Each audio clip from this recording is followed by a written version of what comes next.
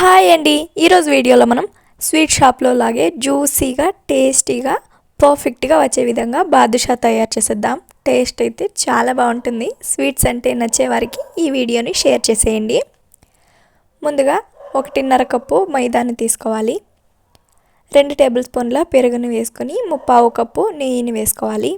1/2 tea spoon వంట సోడాను కూడా వేసుకొని పిండిలో బాగా కలిసే విధంగా కలుపుకోవాలి.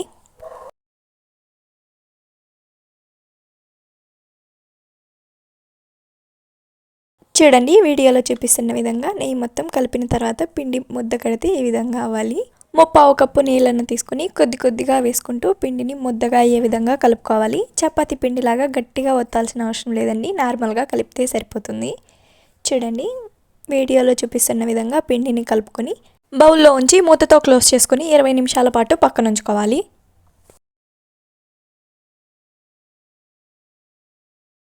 కడాయిలో 1.5 కప్పు చక్కెరను వేసుకొని 1 కప్పు నీళ్ళను వేసుకొని చక్కెర కరిగేంత వరకు కరిగించుకోవాలి.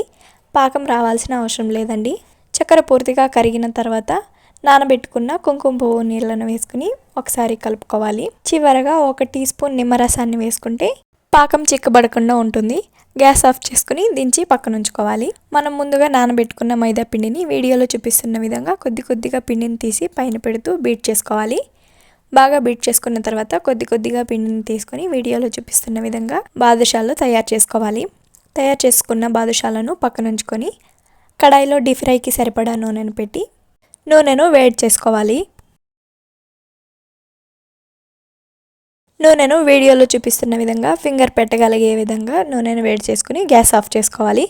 తర్వాత బాదుషాలను పెట్టి బాదుషాలు తేలి పైకి వచ్చేంత వరకు వదిలేయాలి. బాదుషాలు పైకి తేలిన తర్వాత గ్యాస్ ఆన్ చేసి ఫ్లేమ్ని మీడియం ఫ్లేమ్లో ఉంచి బాదుషాలు క్రిస్పీ అయ్యే విధంగా ఫ్రై చేసుకుని గోరువెచ్చటి పాకంలో వేసి నానబెట్టుకుని సర్వ్ చేసుకోవడమే. టేస్ట్ అయితే చాలా బాగుంటుంది. మీరు కూడా ట్రై చేసి రెసిపీ మీకు ఎలా వచ్చిందో కామెంట్ చేసేయండి. మీకు ఈ వీడియో నచ్చినట్లయితే ఒక లైక్ చేసి సబ్స్క్రైబ్ చేసేయండి. Thank you for watching.